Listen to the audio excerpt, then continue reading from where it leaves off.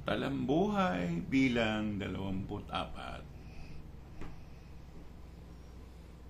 Ngayong araw na ito ng Sabado, 7 ng Disyembre 2024. Maaga akong sumundo sa aking anak at nagdala ko ng isang perasong tsokolate ng Sears.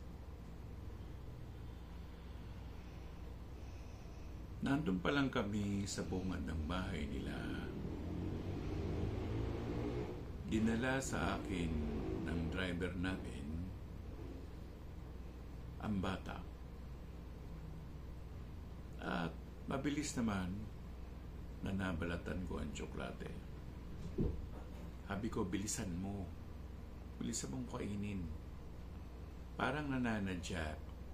Hindi niya binilisan. Dinilaan lang niya yung tsokolate. Sabi niya, sarap, sarap, sarap. Ganon. Parang yummy, yummy, yum, yum. Ganon.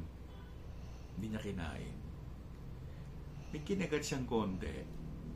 Pero hindi niya talaga kinain na lubos. Eto na. Pumasok yung mama niya. At habang nagsasalita ang mama niya, ngumanga ang nanay niya, isinubo ng bata sa bunganga ng nanay niya yung tsokolate. Parang sinasabi niya, daldal ka ng daldal, yan, ikaw kumain yan. Parang ganoon sinasabi niya. Tapos, ibinaba na siya dun sa lola niya, yung nanay ng tatay niya. Aba, humihingi ng showlate o showit. Minsan showit narinig ko eh. Minsan chok. May ganun eh. Parang showit. Parang ganun ang dinig ko. Humihingi. Sabi niya, sabi ng nanay niya, wala na eh. Sabi naman daw niya, isa pa. Pahingi pang isa pa. Nako, ayaw naman pakainin ng nanay niya ng tsokolate dahil nga yun daw ngipin masisira. Pero natutuwa naman ako at masaya yung bata dahil siyempre paborito ng bata yung tsokolate. Sino bang bata ang hindi ginusto ang tsokolate?